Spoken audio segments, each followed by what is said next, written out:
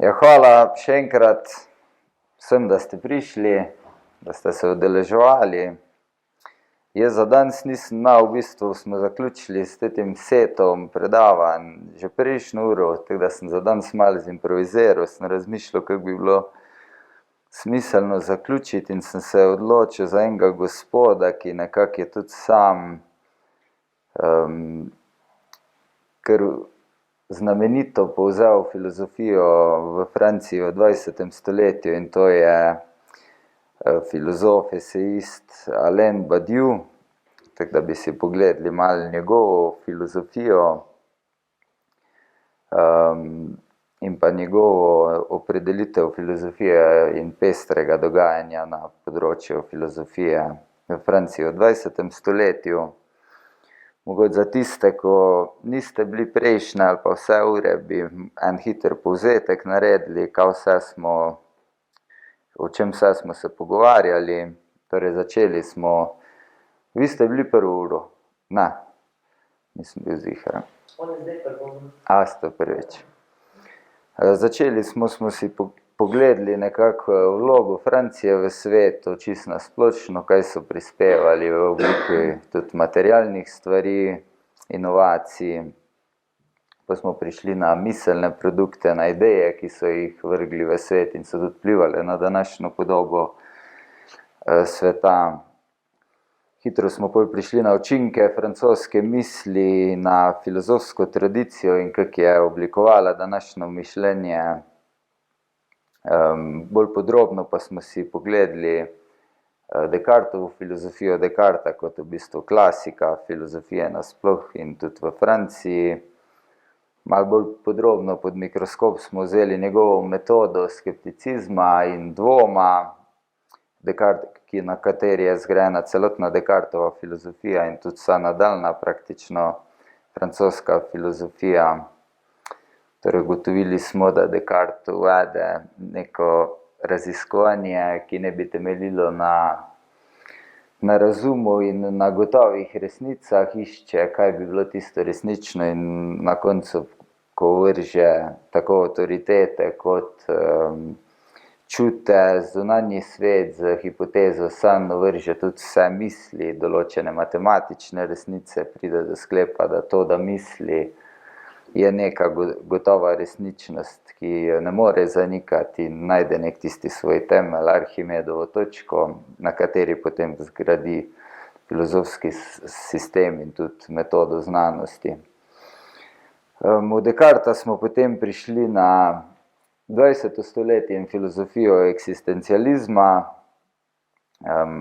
Bolj podrobno smo si pogledali Sartrovo pojmovanje svobode in posledic tovrstne svobode. Torej, ugotovili smo, da Sartre predpostavi, da je človek v svojem bistvu povsem svoboden in da odločitve, ki na podlagi te svobode, za katere se odloči, ga v bistvu opredelijo njegov smisel. Iz tega tudi izhaja nek metafizična podlaga, ki se glasi, da esenca nastopa za eksistenco, torej prvo eksistenca, to, da si, in potem za svojimi odločitvami nek svoj smisel si vsak posameznik oblikuje. Pogledali smo si tudi, da iz tega izhaja koncept slabe vere, ki uvrže vse vrste stereotipov in naprej določenih sodb po človeku. Torej, sami smo odgovorni za svoje dejanja in odločitve in nič nam ni vnaprej določeno. Nadalje smo eksistencializem nadaljevali z Camusovim pojmovanjem absurda, absurd kot razpetost, torej človeka na eni strani, ki teži k temu, da bi si osmislil svet, in na drugi strani imamo praktično prazno vesolje, ki samo po sebi ne ponuja smisla. In ta razpetost je absurdna situacija, ki jo Camus tematizira v njegovih najbolj znanih delih, to sta Tujec in Sizifov mit, ki smo si jih tudi malo podrobneje pogledali in smo jih tudi delno brali. prejšnjo uro pa smo še prišli na res, bi lahko rekli, skoraj sodobne filozofe. Šli smo pod drobnogled vzeti Foucaultovo metodo arheologije in, če se spomnite, genealogije oziroma rodoslovja, smo ugotovili, da bi bil lepši prevod. Pri Foucaultu smo izpostavili najbolj znane njegove koncepte, torej kak je odnos moči in znanja, ki jih postavi v neko soodvisnost, da se sooblikuje, ta moč postavlja znanje in znanje nazaj retrospektivno redistribuira, kot pravi Foucault, moč. Pogledali smo si pa tudi konkretno primer tovrstne metode arheologije in genealogije na primeru analize zaporov, discipliniranja in kaznovanja po Foucaultu. In zdaj ne bomo še enkrat to, samo to, da malo povzamemo, kje so tiste bistvene točke francoske filozofije, ki so tudi seveda na nek način moja izbira, imamo še kup drugih, ki jih ne bomo omenili. Je pa zato mogoče smiselno, da dan zaključimo z Badioujem, ker Badiou pa je nekako povzel to filozofijo v Franciji v 20. stoletju v enem tekstu, ki ga bomo pogledali kasneje. Vmes si bomo še pogledali en film, bomo tu malo zimprovizirali zaradi tehnike danes. Preden pa si pogledamo ta film, bi pa samo par stvari o Badiouju in njegovi filozofiji, da malo dobimo orientacijo, kako je njegovo stališče in perspektiva znotraj mišljenja. Badiou je rojen 1973, rojen je bil v Franciji, ampak Maroku, ampak kar hitro se šola, že v gimnaziji, potem v Parizu. Bil je zelo tudi politično angažiran, socialno angažiran, bil je tudi soustanovitelj Socialistične unije, ki je tudi pomembno sodelovala pri dekolonizaciji Alžirije. Poleg tega, da je bil filozof, je tudi pisal romane in eseje. In tudi še vedno piše in je zelo aktiven za revijo New Left Review, iz kere si bomo tudi pogledali njegov prispevek. Je pa tudi zelo, če spremljate kaj Žižkova predavanja, tudi večkrat skupaj predava, ta so v tej lakanovski psihoanalitični šoli skupaj. Zdaj pri Badiouju bi, kar se filozofije tiče, prvo mogoče omenili njegovo pojmovanje resnice. Do resnice ima bolj singularen pristop, oziroma pristop, ki je bližje sofizmu, sofistiki. Ne vem, poznate iz Grčije, kakšna šola je bil sofizem. Ste slišali? Začetnik je bil Parmenid, en bolj znanih sofistov. In za sofiste je bilo značilno, bili so zelo nasprotniki. Velik nasprotnik sofistov je bil Platon, ki je trdil, da resnica obstaja neodvisno od nekih sprememb, da vse spremembe niso resnične, medtem ko sofisti so bolj zagovarjali retoriko in veščino preprečevanja, da se tu skriva neka resnica. Med začetniki je tudi Protagora. Skratka, za sofiste resnica sama niti ni bila tako pomembna, pomembna je bila retorika, torej kako nekaj poveš in na kak način poslušalca prepričaš. In to je nekako v sozvočju tudi z Badioujevo filozofijo in to singularnim pojmovanjem resnice. Filozofija po Badiouju ni nek megleni diskurs o neki totaliteti ali pa splošna interpretacija vsega, kar je, ampak se vedno zameji, to je zelo pomembno pri Badiouju, zameji se z mišljenjem neke specifične vednosti, z njenim postopkom proizvajanja resnice. Torej, te različne kategorije zamejene proizvajajo določeno resnico in vloga filozofije po Badiouju je neko posredovalno mišljenje teh singularnih in imanentnih procesov resnic, ki so posebne in lastne določenemu polju vednosti. Torej, ni neke splošne resnice, ki bi veljala na splošno, ni resnice z veliko začetnico, Niti ni resnice, ki bi za vse te različne postopke, ki proizvajajo resnice, ne obstaja, ampak filozofija zgolj reflektira znotraj tega polja ustvarjanja resnic in se vedno že nanaša na neke proizvedene resnice, ne pa na izkustvo samo. Torej nekako, recimo imamo kup, če vnaprej povem, recimo imamo področje politike in tam nastajajo resnice, filozofija kot taka pa te resnice potem preglejuje.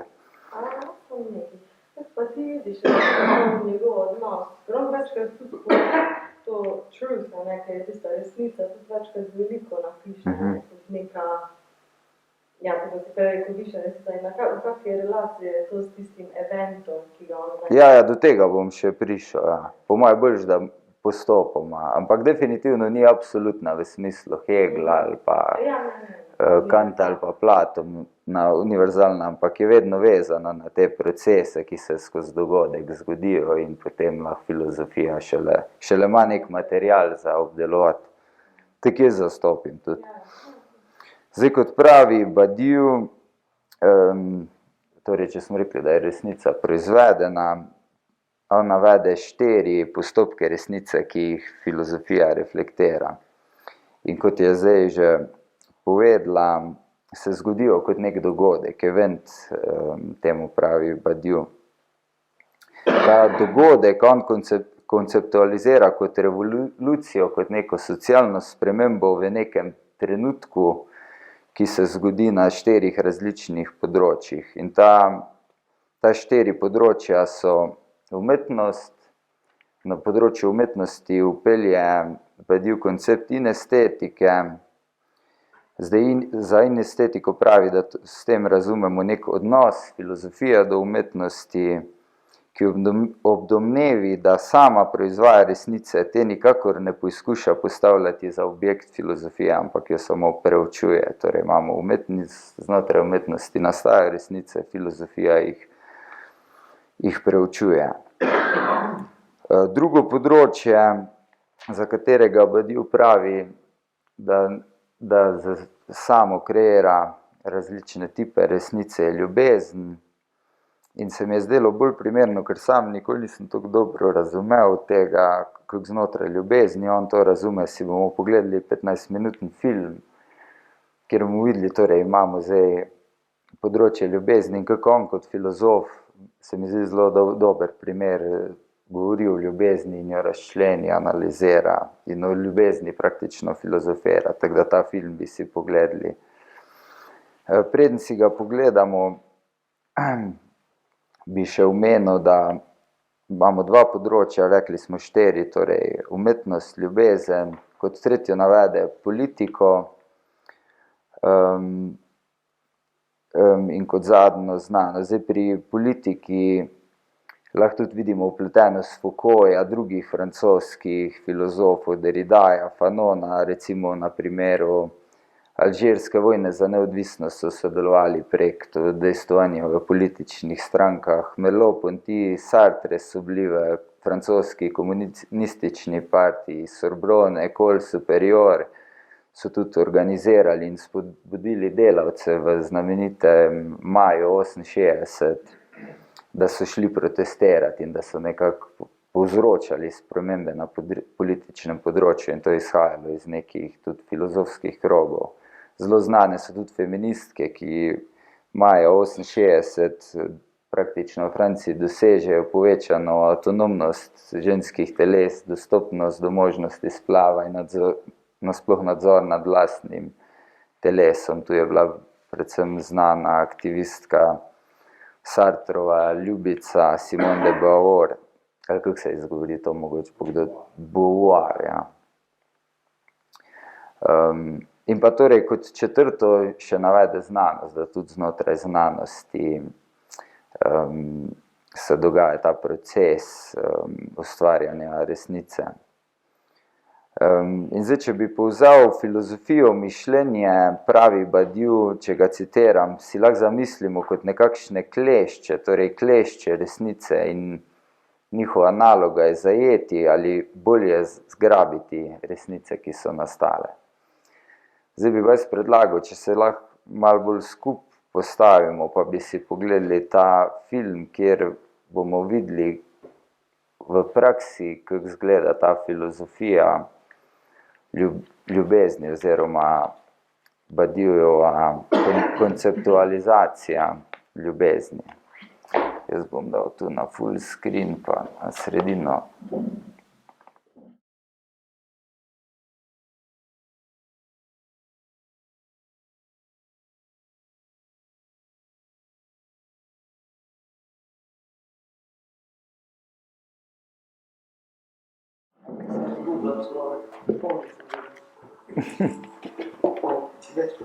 A niste videli?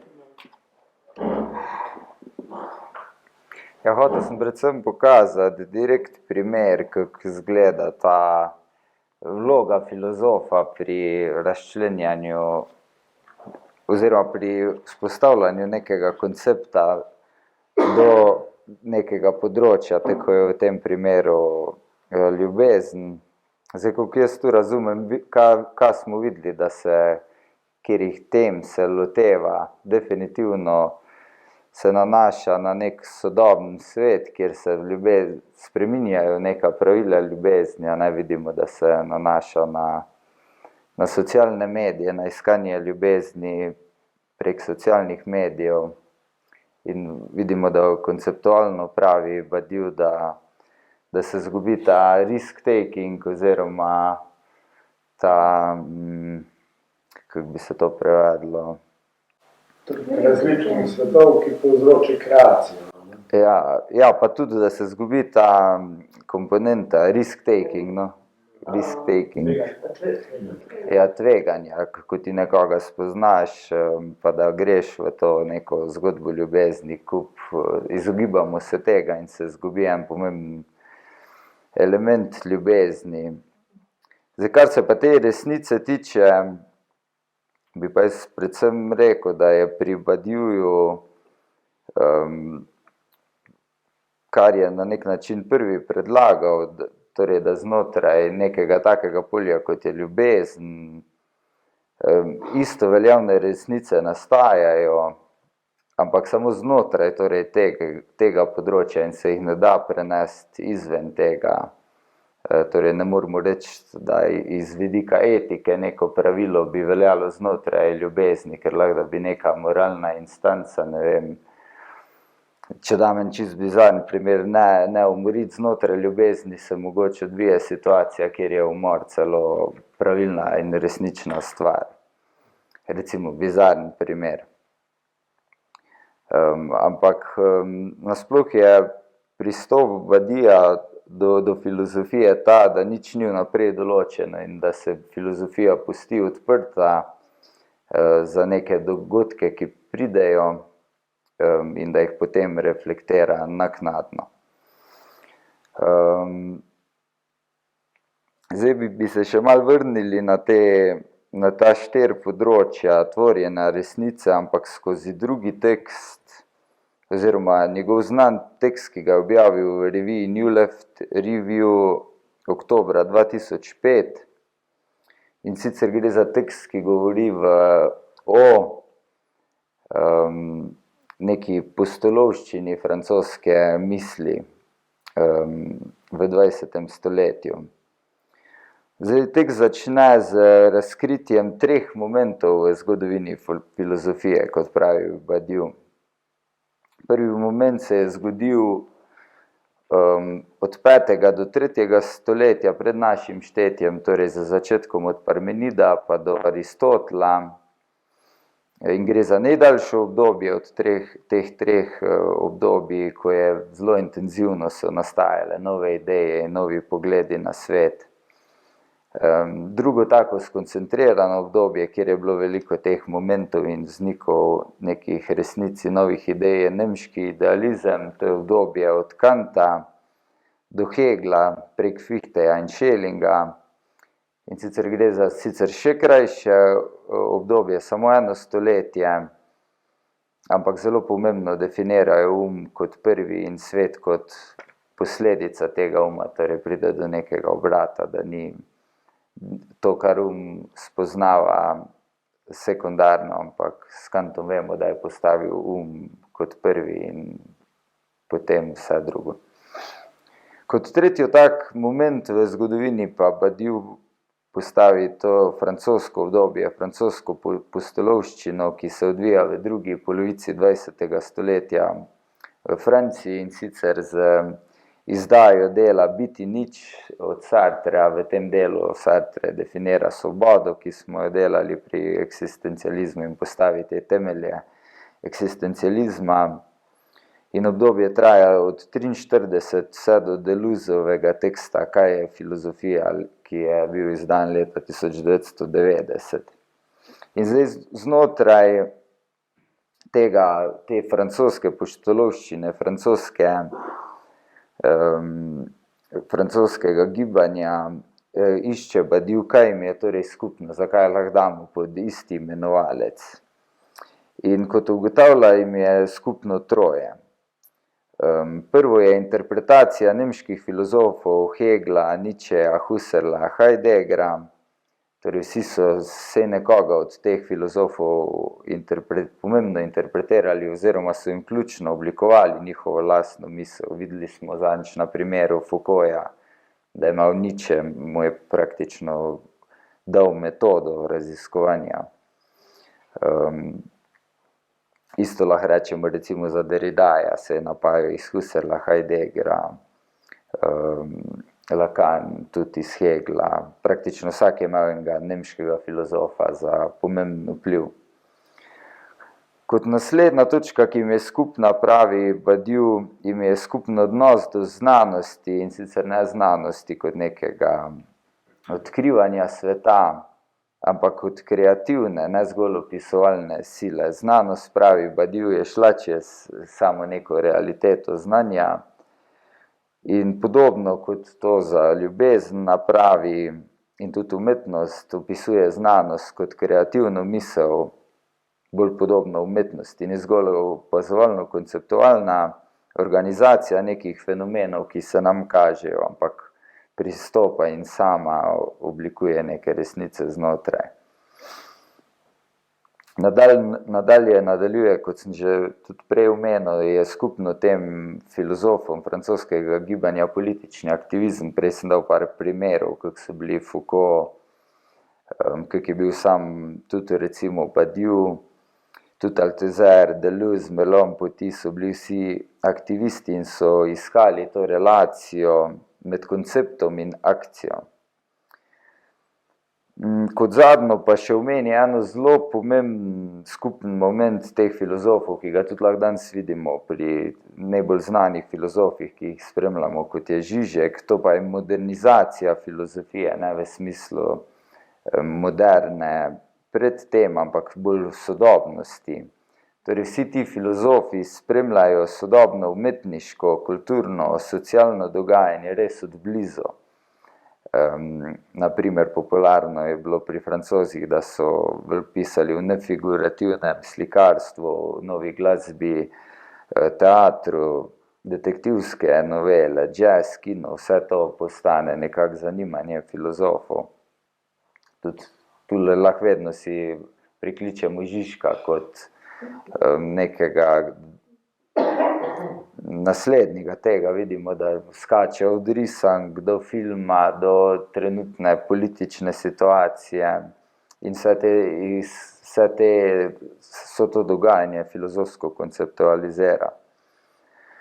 Torej, skupni moment teh Francozov je bil filozofijo približati nekim najbolj intenzivnim ekspresijam trenutnega sveta. In zdaj, če povzamemo vse to skupaj, te momente, francoska filozofija ponudi nove interpretacije nemške misli, vizijo znanosti kot neko kreativno kategorijo, radikalno politični angažma in iskanje odkrivanja novih izraznih oblik umetnosti in življenja. V vsem tem dobi konceptualizacija, torej filozofiranje, neko novo mesto. Vse to, kar raziskuje, se konceptualizira. In tu lahko malo vidimo, ne išče se več neka velika resnica, ampak se podrobno gled čist vsakdanje stvari jemljejo.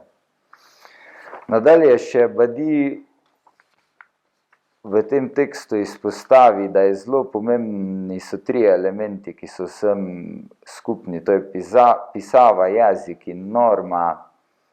Že pisci, kot so bili Voltaire, Rousseau, Diderot, so bili klasiki tako na področju literature kot same filozofije. In vsi ti sodobni filozofi 20. stoletja so ponotranjili ta nek dvig meja med literaturo in filozofijo.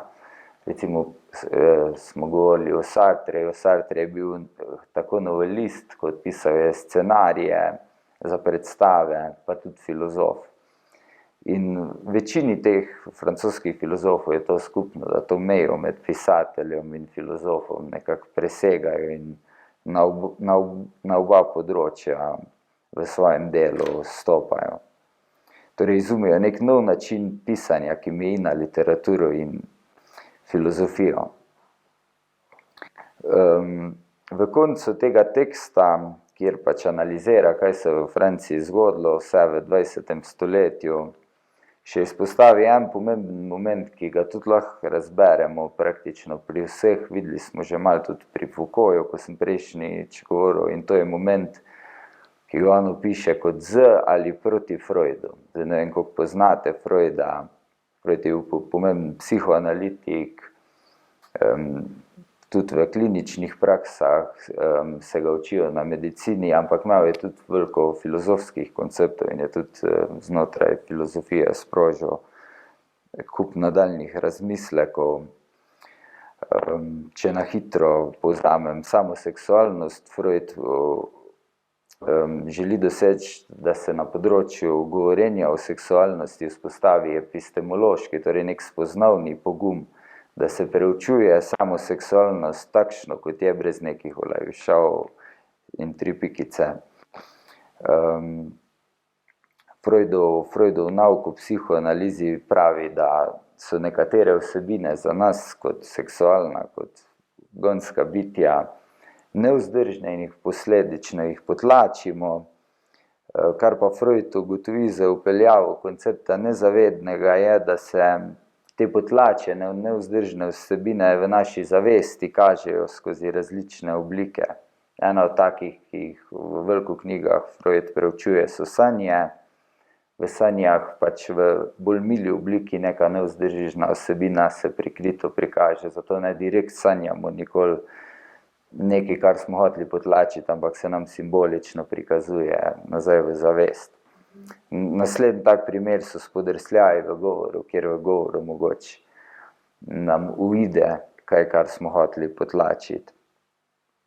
In zdaj Freud vse to preučuje, ker se mu zdi pomembno, da z ozaveščanjem potlačenih vsebin lahko, on je praktično klinično hotel zdraviti travme, delal je na histerijah,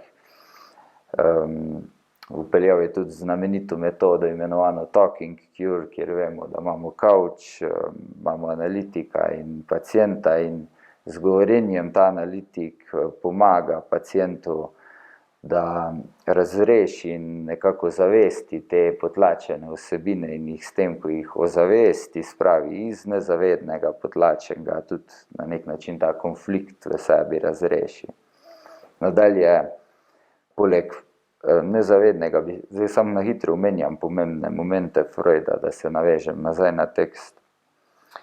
Tudi Ojdipov kompleks je en velikih konceptov, razrešitev Ojdipovega kompleksa po Freudu nas bistveno konstituira kot osebe, kot tudi socialna bitja.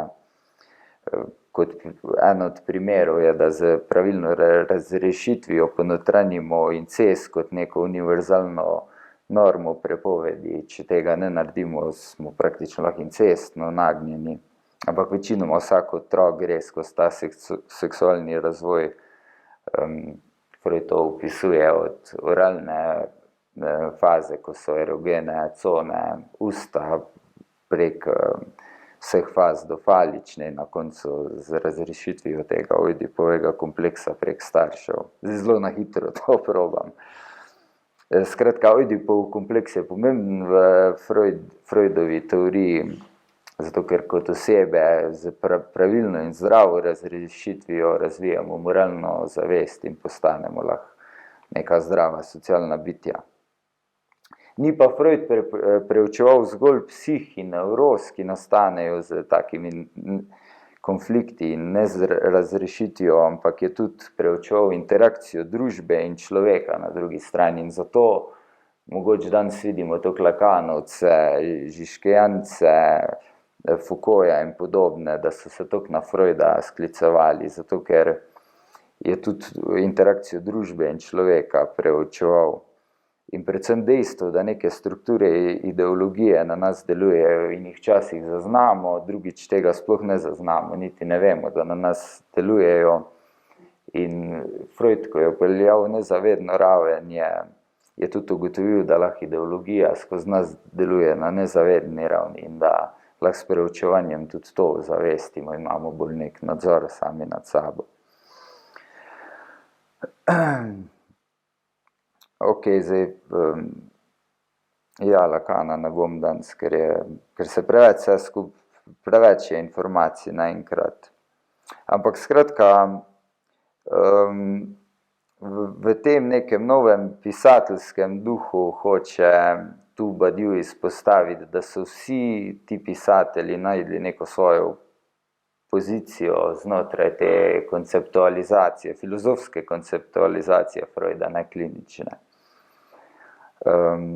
In to je tudi odmik od Descartesa zopet. Descartes je imel subjekt kot tak, je bil po Descartesu samo misleč in refleksiven. Za Freudom pa postane subjekt bolj potopljen v življenje, telo, bliže neki produkciji, kreaciji, ki se dogaja skozi njegov libido praktično. Torej subjekt ni samo misleč, Descartes, kot sem že omenil, je ležal v posteli, da bi se čim bolj izoliral, pa našel resnico. Ampak Badiou razkriva, da vsi ti misleci vidijo subjekt kot takšen, ki v sebi koncentrira potencialne sile življenja. In z nezavednim pripelje Freud na sceno subjekt, ki je večji zgolj od zavestnega, razmišljajočega subjekta, ampak se tudi na nezavednem polju veliko dogaja skozi subjekt. In tu se začne ta romanca z psihoanalizo, ki je ključna za francoske mislece, tudi eksistencializem, na primer Sartre smo govorili. On nezavedni kompleks predstavi v bistvu skozi moč odločitve, skozi njegovo svobodno voljo. Recimo za Sartre ni subjekt struktura nevrotičnega, perverznega kot po Freudu, ampak je fundamentalni projekt subjekta po Sartru, če se spomnimo, kaj smo govorili, je to njegov projekt eksistenčne odločitve, da se bo sam odločil za neka svoja dejanja in postal z svojimi izgibi to, kar je, in bo prek tega dobil smisel. Zdaj, če bi enkrat še sam naredil povzetek, ker tu ta tekst so res Badiouju, mi smo ga recimo tudi na faksu imeli, najlepših, če lahko povzameš, toliko različnih in toliko intenzivnih misli v tem obdobju, sploh druge polovice 20. stoletja, res Badiou zelo dobro strne te skupne poteze, ki so res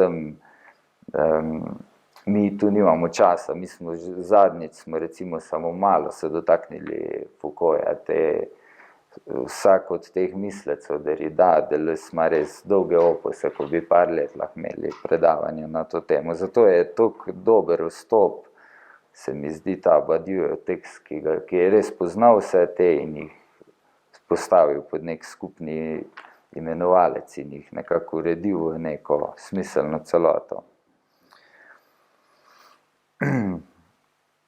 Torej, na koncu še enkrat strne, kaj so te skupne točke francoske filozofije 20.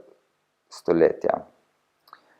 Kot prvo pravi, da koncepti so živa stvar, so del dogodka in nekega procesa in niso ločeni od obstoja, torej totalno odmik od nekih idej, ki so še bile v renesansi ali pa prej pri Platonu.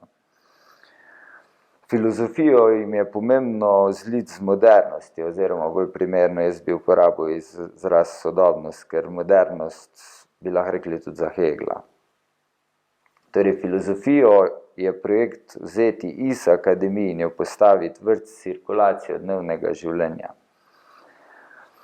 Znanje in praksa, pravi Badiou, je eno in isto. Iz znanja mora izhajati sama praksa in obratno. Kot nadalje pravi, da je potrebno filozofijo situirati v politično areno. Torej ne kot samo politično refleksijo, ampak intervencijo samo. Če pogledamo Presno Meno, so bili aktivni prek strank, so ustanavljali stranke, so delali spremembe v družbi. Sicer ta točka se meni ne zdi, da je toliko specifična za same Francoze, ker že Marx, mislim, da začne, ne vem, A Kapital ali katero delo s tem, da bi mogla filozofija dejansko spreminjati. Ampak ja, definitivno je za Francoze to bilo vse prisotno. Kot nadaljno točko v povzetku še pravi Badiou, da je potrebno zapustiti refleksiven model subjekta in ga nagraditi prek psihoanalize, kar sem govoril prej, ne samo ta misleč zavestni del subjekta, ampak tudi nezavestne stvari, ki se dogajajo, ti filozofi preučujejo. In kot zadnjo točko še enkrat izpostavi, da filozof je hkrati tudi pisatelj in to mejo nekako so skrhljali, manj je ostro začrtana. Vsi ti filozofi so tudi bili pisatelji, so pisali ne zgolj v znanstvenem jeziku, ampak tudi skozi zgodbe, skozi različne romane. Zaključi pa tekst z mislijo, s katerim bi tudi jaz zaključil današnjo predavanje, da filozofija naj bo odprta za to, kar bo prišlo, ne glede na to, kar bo prišlo, torej brez nekih pričakovanj. Veličina, kot pravi, je pot k nečemu, kar ni znano, in če smo mi odprti v to, bomo bližje resnici.